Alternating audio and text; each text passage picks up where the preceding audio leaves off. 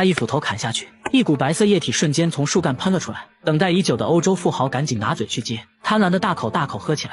在欧美，有些上了年纪的富豪每年都会专程坐飞机来这鸟不拉屎的地方，就为了喝一口这树里面的水。说是身体状态不好的时候喝一些这种液体，第二天就会很舒服。起初富豪们并不知道这水是什么东西，为此还专门请了科学家来到现场取样化验。研究后才发现这汁液营养丰富，竟然含有60多种植物基营养素，而且它喝起来自带甘甜，口感细腻柔润，很快就成了富人们的最爱，因此价格暴涨，10毫升就能卖到1美元。这便是被人称为液体黄金的白桦树枝。白桦树枝只能在每年开春后的15天内采集，一旦错过时间，树枝就会被春芽全部吸收用于发育。同时为了保护桦树，规定每棵树3年才能采收一次，苛刻的采集条件限制了产量，所以以前白桦树枝基本属于富豪们的饮品。我国近年非常重视白桦树枝开发，在北纬47度以北兴安岭地区，每年一开春，工人们就会争分夺秒地冲进极寒的森林，抢收这份自然的馈赠。即使这样，一棵树也要采一整天才能灌满这么一小袋，可见它的珍贵程度。同时为了白桦树枝的品质纯正，每一袋都有一个2维码，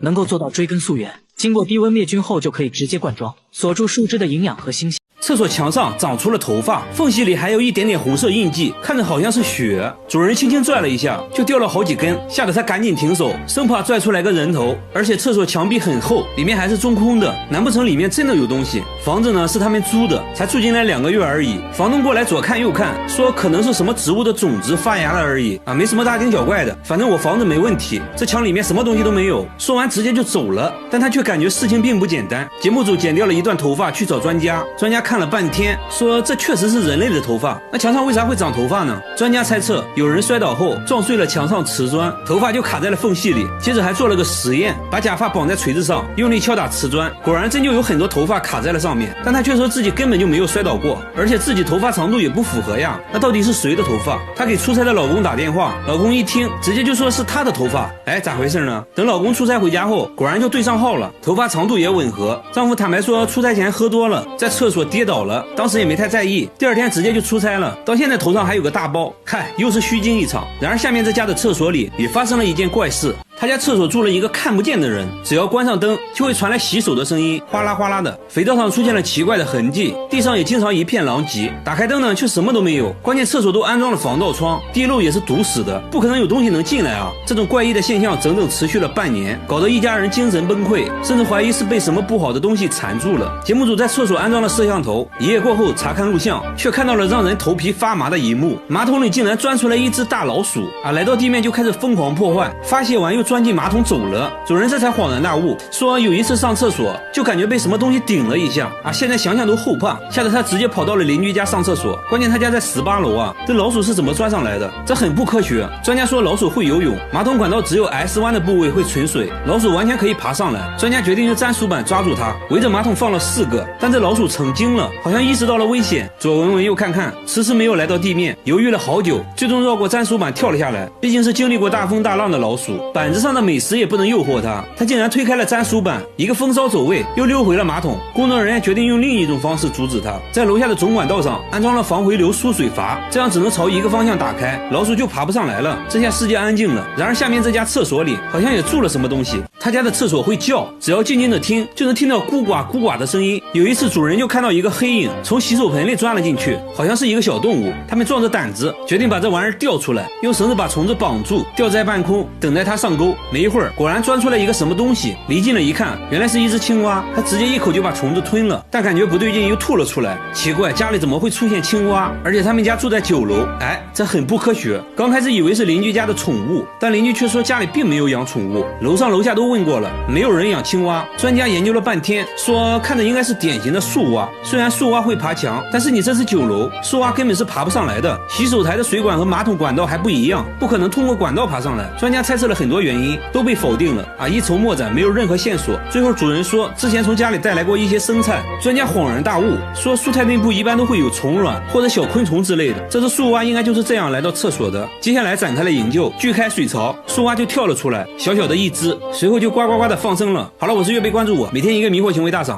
他他把鞋油涂在脸上，连续10年，每天都要涂1盒，10年来没洗过脸，除了眼睛和嘴巴，脸上都被厚厚的鞋油覆盖。鞋油干裂后，令他疼痛难忍。即使这样，他依旧每天涂抹鞋油，从1天涂抹1次，直到后来的1天涂1盒，边涂还边笑。问他为什么要这样，他就什么都不说，紧张的环顾四周，焦急的等待着什么，又好像在躲避着什么。随后跟着一个女人来到衣服回收箱找衣服，说女人是他姐姐，询问姐姐情况，姐姐却越来越激动，看着不太聪明的样子。晚上他们就随便找个凳子睡觉，此时温度零下4度。节目组想要帮助他，却被拒绝了。节目组带他们来到派出所，想确定一下他们的身份，根据指纹找到了他的家庭信息。节目组决定带他们回家，刚上车，一听说要回家，姐姐立马暴躁的哭了起来，还让节目组赶紧放她走。没办法，只好原路返回。随后姐弟俩坐上地铁，消失在了镜头里。节目组单独去拜访了他家里，父亲说他俩智力有缺陷，经常离家出走，曾经多次阻止也无济于事。为了寻找他们，父亲到处张贴寻人启事，一直没有回音，还以为姐弟俩已经遭遇不测了。节目组想要帮他们团聚，在车站找了好几天，终于找到了姐弟俩。至于为啥不愿意回家，姐姐还是没有说。节目组给他们提供了一个住的地方，经过长时间的劝说，他决定洗脸了。鞋油成块的掉落，整整洗了3个小时，终于清洗干净，这样看着正常多了。跟心理医生交流后才知道，之前有人在地铁看到智力缺陷的他，就无缘无故的开始殴打，往他脸上涂鞋油，还警告他如果不想挨打就要一直涂鞋油。慢慢的，为了保护自己，他就开始主动往脸上涂鞋油。这时姐姐也说出了离家出走的真正原因，原来姐弟俩还有一个哥哥，哥哥脾气暴躁，经常对他们拳打脚踢，两人天真的以为只要哥哥看不到他们就不会挨打了，才会不断的离家出走。经过长时间的心理咨询，姐弟俩终于放下心理包袱，同意回家，一家人终于团聚了，还表示以后不会再离家出走了。大妈38年没摘过口罩，即使睡觉也不摘，从没有人完整的看过她的脸。有人说口罩下面的脸非常恐怖，看了就会做噩梦，只有在她洗脸的时候会摘掉，但从不照镜子，洗完脸就要赶紧戴上。节目组想让大妈摘掉口罩，也被拒绝了。不仅如此，她还一直用手扶着脸，好像很痛苦的样子，说必须要手动把眼皮翻开才能看清东西。大妈从衣柜拿出自己年轻时的照片，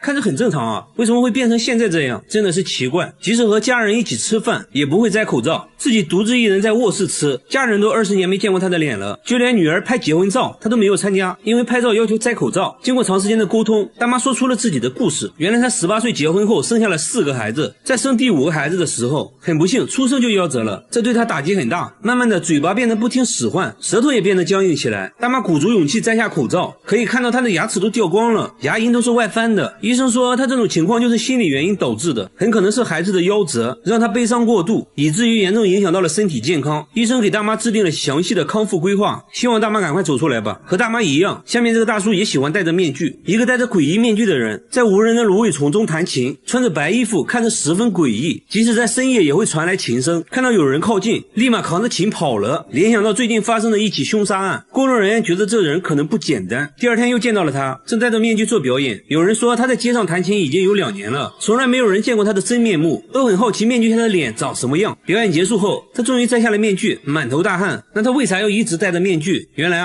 他的梦想是当一名钢琴家，但只要上台表演就会非常恐惧，手脚不停出汗，以至于失误不断。慢慢的，只要有人在，自己就无法弹琴，他不得不放弃了梦想，当起了快递员。偶然的一次，当他戴上面具弹琴时，各种恐惧紧张一下子都不见了。他开始尝试在街上戴面具表演，没想到大家都很喜欢看。他说刚开始很在乎别人的眼光，那现在戴上面具后，他不用在乎别人的感受了，感觉非常自在。节目组建议他摘掉面具表演，他内心还是非常犹豫。第二天下班后，他照常戴着面具表演。表演结束，他突然举起了牌子，上面写了自己一直戴面具的原因。这一刻，他决定摘掉面具，众人纷纷鼓掌支持。他不再紧张，不再恐惧，非常轻松地弹奏了一曲。所以说，直面内心的恐惧才是治疗心理问题的关键。大叔是非常值得我们学习的。这位96岁的奶奶曾经死过，但又活了过来，不仅长出了黑头发，还长出了新牙。村民都曾参加过她的葬礼，而此刻她却在厨房做饭，看起来非常健康。她记得自己生病住院，但完全不记得自己死而复生的经历。面对节目组的质疑，老人的女儿说，这一切都是真的。当时在医院里，母亲就停止了呼吸，我们连衣服和板板都为她准备好了。原来老太太之前突发心脏病，送到医院抢救后，医生也无能为力，于是就把老太太接回了家。万万没想到，在她停止呼吸3小时后，老太太突然开始咳嗽，慢慢的恢复了生命迹象，家人都感到很震惊，医生听说后也感到很惊讶。不仅如此，死而复生的她，整个身体也发生了变化。首先就是视力变好了，穿针引线已经不用戴老花镜了，而且后脑勺开始长出黑头发，皮肤也变得很光滑，连老年斑都消失了。节目组甚至忍不住伸手感受了一下，但是你礼貌吗？这样，女儿说她以前走路必须要用拐杖，但是现在不仅不需要拐杖，还能下地干活。更令节目组感到震惊的是，老太太竟然长出了新牙。为此，节目组邀請了专家看到后大跌眼镜，是真的大跌眼镜。 치아가 새로 나오는 건 분명히 맞습니다. 95세 나이에 또 이가 나온다면 虽然好像很难解释这种现象，但是看到老太太健健康康的，一家人都很开心。那最后就祝她永远健康快乐吧。和老太太一样死而复生的，还有下面这只狗狗。这是一只从坟墓里爬出来的狗，在它死后的第5天，自己一瘸一拐地爬回了家。主人看到它回来，头发都炸起来了，而且旺财后腿受了严重的伤，只能用前腿爬行。这一切要从5天前说起。那天主人在田里干活，旺财在马路上溜达，一个没注意就被过往的车碾压了。当主人赶过来的时候，旺财已经奄奄一息。没一会儿，旺财就闭上了眼睛，停止了呼吸。主人非常伤心，然后邻居帮忙把旺财埋在了山上。但就在5天后，主人在院子里突然听到一声熟悉的狗叫。刚开始他以为自己幻听了，没太在意，但随后她老公也听到了狗叫声，于是他们朝声音的方向搜寻，最后在房子附近的沟里发现了旺财。主人感到很不可思议，邻居也很内疚，毕竟是自己误以为旺财死了，才帮忙埋起来的。此时旺财的身体情况很差，宠物医生对他进行了全面检查，发现旺财后腿已经粉碎性骨折了。那么这种情况下，他是如何从半米深的坑里爬出来的？为此，节目组邀请了动物行为专家，专家分析后说，当时掩埋旺财的土壤颗粒很大，还混合着很多杂草，使得空气能够流通，这很利于他爬出坟墓。破土而出的旺财就这样沿着回家的路一点点爬行，最后爬到了家附近的沟里，沟里面的水帮助他生存了4天，最终被主人在这里发现。随后医生给旺财做了骨折手术，手术很成功，骨头都恢复了原位，那就希望旺财早日康复。勇敢狗狗不怕困难，他们都是经历过死亡的。而下面这位是每天都会神秘消失，这个男人说他妈妈每天晚上都会神秘消失，于是节目组趁白天赶紧去见了他妈妈。原来是小狗的妈妈。主人说每天晚上都看不到它，天亮了又会准时出现。主人只能再次把小白拴起来，问题是它一直被链子锁着，而且锁扣需要按压才能打开。小白无论如何都是无法挣脱锁链的。开锁专家也说，这种锁扣只有人才可以打开。专家认为是有人故意帮小白解开的，但是家里其他人都说没有帮小白解开过锁链。没办法，节目组决定安装摄像机，全程拍摄。刚开始一切正常，时间来到半夜2点13，突然一阵声响惊动了节目组，接着就发现小白已经消失了，狗窝里只剩下了狗宝宝。节目组赶紧查看录像，小白刚开始只是来回徘徊，突然在没有任何人帮助的情况下，锁扣就被打开了，接着小白就消失在漫漫黑夜里。为了解开谜团，节目组又邀请了动物专家，专家反复观看录像后，终于发现了问题。锁链是用一根电线制作的，当小白来回走动时，就会把锁链拧起来，利用巧劲别开了锁扣。刚开始的时候，小白可能意外打开了1次，慢慢的他就对开锁越来越熟练，毕竟没有困难的工作，只有勇敢的狗狗。现在问题又来了，小白为什么要选择晚上消失？专家通过分析后发现，原来小白消失是为了来后院吃狗粮。专家表示，小白是个尽职的母亲，她知道要想喂好孩子，自己就要保证营养，才会每天偷偷跑出来加餐。主人感到很内疚，决定以后在小白的狗粮里再多加上1盒罐头。最后我还有个疑问，为什么小白的2个孩子是不同的品种啊？知道的评论区说一下。好了，我是月贝，关注我，让我们一起走进科学。他每天都要吃牙签，吃饭要先摆上3盒牙签，一根牙签就着1口米饭，500根1盒的牙签，每天3盒就是1500根，直接成了他的主食，边吃还边笑。好吃，特别好吃，比柚子香。打牌的时候就当成零食吃，一根根往嘴里塞。床头也放满了牙签和一次性筷子，方便看电视的时候吃。逛街的时候，他甚至连扇子都想尝一尝。最急的人是她老公，怕她吃死了，也试图阻止她，但她根本不听，反而还认为正是牙签救了她的命，这又是为啥？她也不解释。现在还变本加厉，觉得牙签不过瘾了，直接吃起了筷子，说筷子吃着有嚼劲，口感也比牙签好。她老公真的害怕了，切了点水果让她改善一下，她看都没看，直接丢在一边，对着托盘口水直流，要让老公把托盘劈了给她吃。老公都要疯了，这玩意能吃吗？这个时候绝对不能再惯着她了。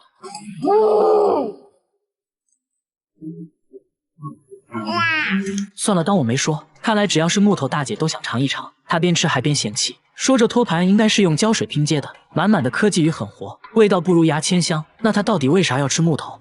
真的是奇怪。大家又给他找来了一堆木制品，大姐一尝，这不还是科技与狠活吗？都是用油漆刷过的，一点都不好吃。总结下来还是牙签好吃。就在这时，他终于告诉了大家吃牙签的原因。原来他之前患有严重的胃病，有天痛到无法忍受，莫名其妙吃了一根牙签，没想到胃里一下就不痛了。从那以后，只要胃疼就会吃牙签，竟然还慢慢吃上瘾了，宁可不吃饭也要吃牙签。大家现在都想知道他身体真的健康吗？一旁的老公终于讲话了，说带他去医院检查过，胃病真的好了，身体啥毛病没有。现在他们的问题就是牙签很贵，吃不起了。为此，街坊邻居都来支持，纷纷送上牙签。不得不说，大姐的牙口真好，真是大千世界无奇不有啊！大家千万不要模仿哦。凌晨3点，全村人都不睡觉，全部守在一个摄像机前面。摄像机正对着黑漆漆的街道，只为听到一个熟悉又恐怖的声音。村里人最近被这怪声搞得精神崩溃，一到凌晨3点，整个村子就会传来类似电话拨号的声音。女孩说，声音是从1个月前开始的，接着播放了自己录到的声音。节目组决定等待声音出现，就在3点整，声音如约而至。声音很明显是从外面传来的，于是第二天大家在村里街道上都布置了摄像机，想要拍到点什么。凌晨3点，声音准时传来，摄像机却没有任何发现。白天节目组在村里转了半天，教堂的广播引起了大家的注意，但负责人说这广播线路断了，已经很久没用了。很快村委会的广播进入了大家的视线，不过村长表示也很久没用了，但除了这2个可疑的广播外，就没有任何能发出这么有穿透力声音的设备了。节目组决定还是安装摄像机监控一下。又来到了凌晨3点，声音再次准时响起，这次大家确定声音就是从村委会广播里传来的。但诡异的是，此刻村委会里并没有人。村长说广播设备只有自己有钥匙，除了自己没人能使用广播。村长还给大家看了最近1个月的广播记录，一共就广播过2次，但这声音最近每天都有，所以肯定不是村长的原因。节目组又想到了专家，拿着录到的声音去分析，专家果然不一样，直接从这声音里面听出了对应的按键号码，而且每个按键间隔都一致。专家说人类是无法做到这一点的，所以肯定不是人为的。那现在怎么办呢？大家找来广播设备的厂家售后，经过长时间排查，终于找到了问题所在。售后说设备每天都有一个固定的运行信号，可以简单理解为设备重启信号。这台广播设备的重启信号设置在了凌晨3点，这个一般是不会被广播出去的，但恰巧这台设备发生了故障，才导致这个微弱的信号被放大，并且广播了出去。省流，广播设备出故障了。他每次坐地铁都要先把鞋油涂在脸上，连续10年每天涂1盒，10年来没洗过脸，厚厚的鞋油像抹了一层沥青，干裂后令他疼痛难忍。即使这样，他依旧每天涂抹。问他为什么要这样做，他却什么都不说，紧张地环顾四周，焦急地等待着什么，又好像在躲避着什么。随后等来一个女人，女人带他来到救济站吃饭。这里的工作人员说，女人是他姐姐，他们这样已经10年了，大家都不知道发生过什么。记者决定上前询问姐姐情况，没想到姐姐看到镜头越来越激动，冲着节目组大喊大叫。随后2人快速离开，又跑到了地铁站，随便找了个躺椅准备睡觉。此时气温只有4度，记者担心他们冻出病，提出要帮他们订房间，却被拒绝了。记者不忍心看他挨冻，脱下自己的外套给了他。白天还没等节目组找他们，他们就急匆匆找到了节目组，把外套还了回来。第一次对记者说了谢谢，说不是自己的东西不能要。大家把姐弟俩带到了派出所，经过一番调查，总算搞清了他们的身份，家里父母健在，还有一个哥哥。大家随即决定带姐弟俩回家。刚上车一听说要回家，姐姐立马情绪失控，说什么都不要回家，哭着求大家放他走。无奈之下，只能让他们离开。随后记者单独找到了他家，才看清这家的情况。父亲身体不好，母亲痴呆。父亲说这2姐弟从小就不正常，经常无缘无故的一起离家出走，曾经多次阻止也无济于事。为了寻找他们，父亲到处张贴寻人启事，一直没有回音，还以为姐弟俩已经遭遇不测，就连父亲也不知道他们为什么每次都要离家出走。大家在地铁站找了好几天，总算又找到了姐弟俩。至于为啥不愿意回家，姐姐还是没有说。为了拉近彼此距离，记者决定跟他们同吃同住。每次在救济站，弟弟还会主动帮记者打饭，慢慢对记者敞开了心扉。记者顺势提议给他们找个住的地方，姐弟俩也接受了。弟弟的皮肤状况非常严重，甚至已经引起了溃疡。记者建议他先把鞋油洗掉，他犹豫了好久，看起来有所顾忌。经过长时间的劝说，他终于决定洗掉。随着一点点揉搓，大块的鞋油开始脱落，还差点把下水道堵住。从卫生间出来，像是变了一个人，恢复了皮肤应有的光泽。隔天大家带姐弟俩去做了心理咨询，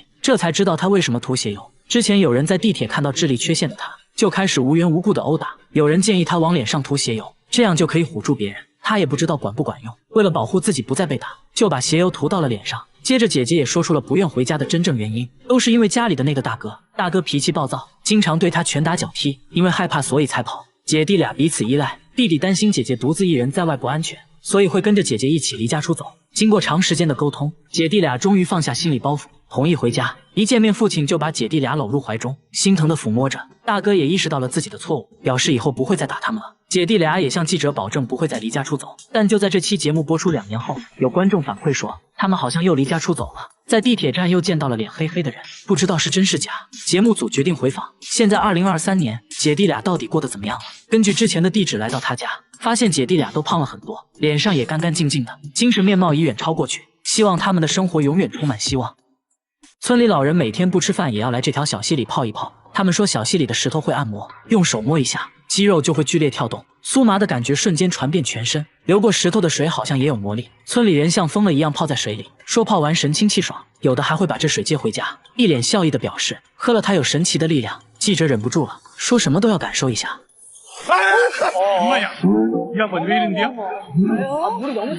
我严重怀疑这家伙是演的，韩国人都这个屌样，但他信誓旦旦地说自己真的有被电到，不过感觉挺爽的，甚至还有点上瘾。节目组摄像大哥看不下去了，你这演的太假了，你当观众是傻子啊？我来试试，这也没事啊。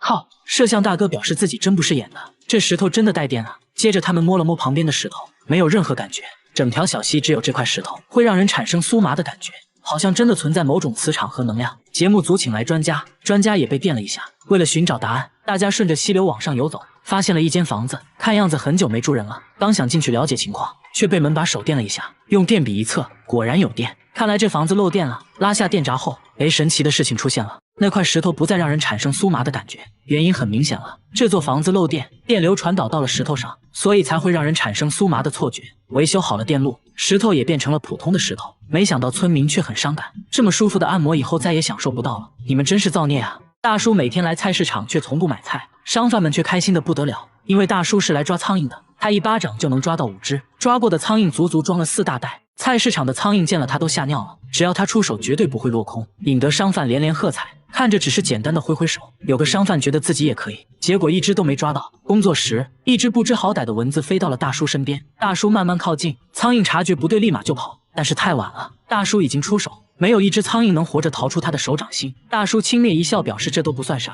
紧接着他表情严肃起来，眼神快速扫描，原来屋顶还趴着1只。大叔迅速丢出纸团，苍蝇瞬间成了肉泥。大叔对蚊子恨之入骨是有原因的，都是因为13年前的一件小事。当时正在和客户谈合作，没成想菜里竟然出现了1只死苍蝇，客户愤然离去，20万元的订单也随之丢了。仅仅因为一个苍蝇就损失了20万，大叔越想越气，发誓只要有他在的地方绝对不允许有苍蝇。从那以后，他开始训练自己的反应力，苦练抓银龙抓手，对着树练习7伤拳，手背都磨出了厚厚的老茧。就这样练就了100%空手抓苍蝇的绝技，1年时间内抓到的苍蝇装满了4大袋，还把苍蝇做成了标本，就是为了更好的研究它。正所谓知己知彼，百战百胜。现在大叔还开了一个昆虫消杀公司，只要别人一个电话，他就会带着员工上门抓苍蝇，一边用扑蝇器，一边大叔徒手抓。结果扑蝇器还没有大叔的效率高，不得不说大叔的技能真的很实用啊。这座没人住的房子里，经常传来说话的声音，还一直出现一些新鲜食物。附近的村民说，每天晚上都会出现一个男人，但房子的主人4年前就去世了。那这房子里面到底是谁？节目组决定在门口蹲守。这时，一个穿着白色衣服的人走进了房子，工作人员小心翼翼地靠近，只见他拿出了一堆盒饭，接着和照片上的人说话，甚至还喂照片吃饭。喂了一口饭后，他好像感觉到照片上的人对饭菜不满意，他接着说明天带个大鸡腿。工作人员上门询问，他说照片是他哥哥，照片后面还摆着哥哥的骨灰盒。自从哥哥去世后，他就一直和哥哥的照片一起吃饭，一起睡觉。起床后第一件事就是擦照片，给哥哥道别后就回到了自己的家，家里也摆满了哥哥的照片，还一直对着照片说话。妻子也见怪不怪了，原来在他们小时候父母就去世了，哥哥不得不辍学打工，承担起了照顾弟弟们的责任。还说哥哥经常把好吃的让给他们，因为哥哥去世的时候自己没来得及参加葬礼，感觉非常愧疚，久久无法释怀，只想尽量去弥补遗憾，所以才会一直陪着哥哥。好了，我是预备关注我，每天一个迷惑行为大赏。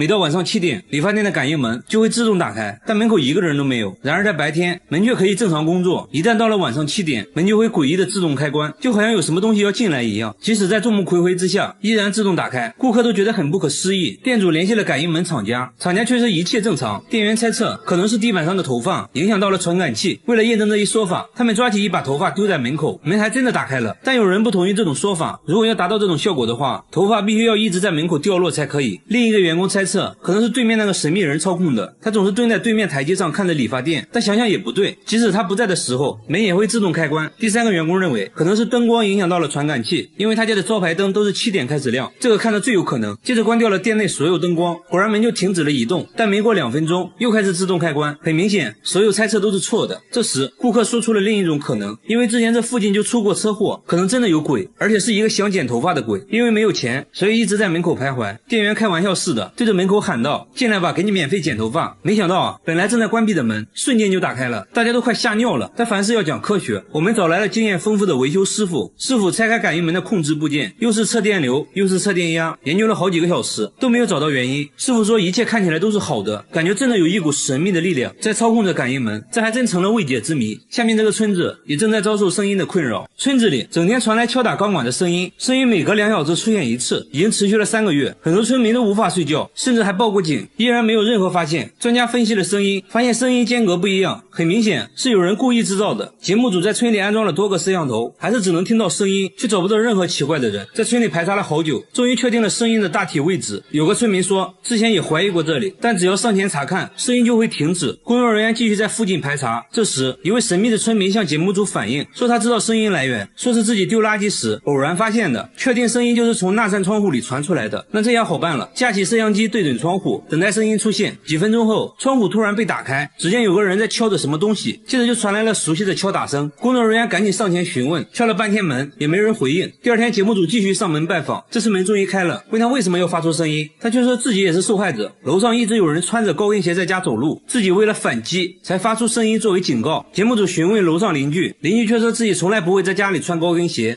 这就奇怪了，医生认为他患有被害妄想症，以至于出现了幻听，必须要接受心理治疗。经过多次劝说，他终于同意接受治疗。困扰村民3个月的声音终于停止了。这还没完，下面这座空房子又发生了怪事。他家天花板上出现了一个诡异的洞，洞口会流出黄色液体，还经常传来奇怪的声音，洞的数量不断增加，第二天就多出来好几个，有大有小，形状各异。用内窥镜往洞里一看，却发现了一个更惊人的秘密。刚开始呢，他还以为是蟑螂，丈夫拿着杀虫剂一阵猛喷，再仔细一看才发现是个洞。天花板上怎么会有洞呢？吓得他赶紧去找物业，物业说30年来从未听说过这种事情，也没有别的住户反映过。物业表示他们管不了，主人现在很害怕，找来节目组，节目组猜测呢，可能是孩子拿玩具捅破的，但孩子说不是自己。现在谁还玩玩具啊，都是看手机。想想也是，就算用筷子也不能戳破天花板。随后拿内窥镜伸到里面一看，竟然发现了一坨毛发，还有很多墙纸碎片。主人还说天花板经常传来奇怪的声音，有时咯吱咯吱的，有时呢又像玻璃球掉在了地上。难道天花板有什么生物？主人听到这里瞬间起了一身鸡皮疙瘩，因为天花板没有出口啊，所以这东西应该还在天花板上。节目组把摄像机对准天花板，准备等它再次打洞的时候抓现行，但一直过了3天都没再出现新洞口，也没再听到奇怪的声音。没办法了，必须要请专家了。专家在壁橱里也发现了一团毛发，很明显不是人的头发，还发现了一坨便便。专家仔细观察后说，这东西啊应该就是老鼠，但他们住在7楼，天花板怎么可能会有老鼠呢？专家说一定是通过一些缝隙钻进去的，进去之后呢就被困住了，不知道怎么出来，所以才会打洞。至于最近呢都没有什么动静，专家认为老鼠已经逃走了。那它到底是怎么钻进天花板的？专家拆掉通风管道后，发现管道附近有个明显的裂缝，老鼠就是通过这个缝隙钻进来的，最后也是通过缝隙逃走的。为了防止老鼠再次进来，他们堵住了通风管道的缝隙，重新贴上了新的壁纸，一切恢复了正常。然而下面这个房子又出现了新问题，在海边一座孤零零的房子里，每天都会传来呲啦呲啦的声音，房子外面还有个神秘的图腾，看着非常诡异。有人说房子里住着海王，声音是他磨三叉戟时发出的。工作人员才不信，壮着胆子上前查看，发现大门竟然是开着的。不怕死的工作人员走了进去，里面一片漆黑，突然灯就亮了，映入眼帘的就是用胶带铺成的地板，用了2种颜色的胶带交叉覆盖，形成了特殊的花纹。抬头一看更夸张，房子的墙壁全部贴上了绿色胶带。不仅如此，卧室也完全用胶带覆盖。这时主主人出现了，不是海王，而是一位老奶奶。奶奶说这没有什么大惊小怪的，自己喜欢这样的装修风格，足足用了4年才全部完成。那外面的图腾代表着什么？奶奶说图腾没什么特殊含义，是这个房子的装修图，自己就是按照图腾来装修房子的。但每隔一段时间，胶带就会失去光泽，奶奶就会重新贴一遍新胶带，不一会儿就用完了1卷胶带，还说1周就要用掉300卷。打开橱子，里面存放了大量胶带。她为什么会有这种迷惑行为？原来40年前她的身体出现了问题，以至于不能出门，为了锻炼身体，才决定用胶带装饰房子，顺便呢锻炼身体。没想到现在身体越来越健康，所以就坚持每天贴胶带了。但是要论迷惑行为，还得看下面这位大叔。这座公寓每到深夜就会叫，公寓的住户苦不堪言，有人说听起来像青蛙在叫，又像是什么东西在楼梯上跳。节目组循声来到一位住户家里，只见声音越来越大，打开灯后让人哭笑不得，原来是大叔磨牙的声音，磨的那叫一个响，嘴角还不停抽搐，这简直就是用生命在磨牙。大叔说自己磨牙已经20年了，牙都磨掉了半颗，以至于现在都无法咀嚼食物，只能喝汤。妻子因为受不了，跟他离了婚。看着自己磨牙的录像，大叔表情凝重，说这是第一次看自己磨牙，没想到磨得那么深，磨得那么认真。朋友们也帮他解决过磨牙问题，等他磨牙的时候，脱掉袜子塞他嘴里，还会让他叼着一双筷子入睡，但都无济于事，反而磨牙越来越严重。去过很多医院，结果把同房间嗜睡症患者都整失眠了。大叔也觉得很不好意思，节目组再次带他来到大医院，医生说从没见过这么严重的磨牙患者，牙神经都快暴露出来了。随后检测他磨牙时的各项身体机能，医生发现在他睡觉时舌头滚动阻塞了呼吸道，所以他只能张嘴呼吸，这就是他磨牙的原因。对应的解决方案是做呼吸治疗。经过医生的努力，大叔终于改掉了磨牙的习惯。好了，我是月贝，关注我，每天一个迷惑行为大赏。他的手机会自己拨打电话，每天拨打2000次，他都换了5个新手机了，但是没用。即使买完手机刚出门，电话就开始自动拨打起来，慢慢的一家3口的手机都出现了这种问题，但手机并没有中病毒，这搞得一家人精神崩溃，而且电话都打给了亲戚朋友。朋友说有时候1分钟就能接到20个，刚接通就挂断。有一个朋友还是开餐厅的，电话非常耽误工作，给朋友道歉成了他们一家人的日常。手机不仅会自己打电话，有时还会发短信，关键短信内容很惊悚，还说这种现象一般都出现在晚上。于是节目组决定等待，但1夜过去，手机并没有出现自动打电话的情况。节目组又安装了多个摄像机，全程监控。第2天，儿子的手机率先打起了电话，儿子想拿手机给镜头看，刚走2步，手机自己就挂断了。与此同时，大叔的手机收到了一条短信，上面写着去世很久的父亲名字，这就非常惊悚了。节目组仔细观察录像后，终于发现了端倪。录像显示，奇怪的现象都发生在儿子拿着手机的时候，只有当他拿着手机，手机才会自动拨打电话。父亲手机上的短信也是在他拿走父亲手机后才收到的，而且每次都是儿子第一个发现这种现象。通过这些反常的举动，节目组认为儿子就是始作俑者。心理医生还发现，儿子在处理这些事情的时候很老练，看起来是策划好的，而不是简单的心理问题。节目组把儿子请了过来，想要套路他一下。经过一番询问，儿子终于憋不住了，承认了自己的所作所为。那他为啥要这样做？儿子说别人都觉得他没用，正好他了解到一款远程控制别人手机的软件，用软件控制了父母的手机。刚开始呢，觉得整蛊家人很好玩，而且家里就他懂智能手机，父母都很依赖他，这也让他获得了心理上的满足，才开始一则恶作剧。父母得知真相后很震惊，要求儿子向亲戚朋友道歉。电话之谜总算解开。